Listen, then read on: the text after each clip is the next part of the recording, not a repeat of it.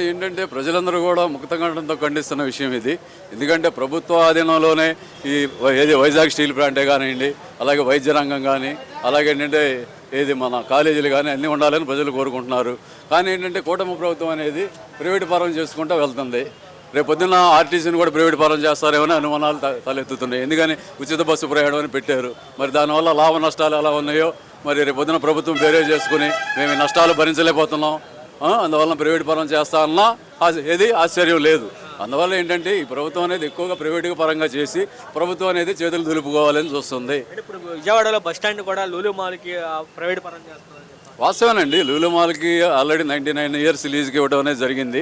ఏంటంటే డెవలప్మెంట్ అనేది ఉండాలి కానండి, ప్రభుత్వ ఆస్తుల్ని ప్రైవేట్ వాళ్ళకి ఏది ఇష్టం వచ్చినట్టు దారాదత్తం చేయటం కానీ, ఏంటి లాంగ్ పీరియడ్ లీజు ఇవ్వడం కానీ, ఇవన్నీ కూడా ఏంటంటే ప్రజలు హర్షించే విషయాలు కాదు. ప్రజలందరూ కూడా ఇబ్బందులు పడేటువంటి విషయాలు ఇవి కాదు. ఏంటంటే అధికారం వాళ్ళ చేతిలో ఉంది కాబట్టి వాళ్ళు ఇష్టం వచ్చినట్టు కేటాయిస్తున్నారు. అభివృద్ధి అనేది ప్రజలు కోరుకుంటున్నారు. కానీ ఏంటంటే ఇంత లాంగ్ టర్మ్ అనేది ఇవ్వడం అనేది కొద్దిగా ఇంటి ప్రజల్లో కూడా ఏంటి ఆందోళన వ్యక్తం అవుతుంది.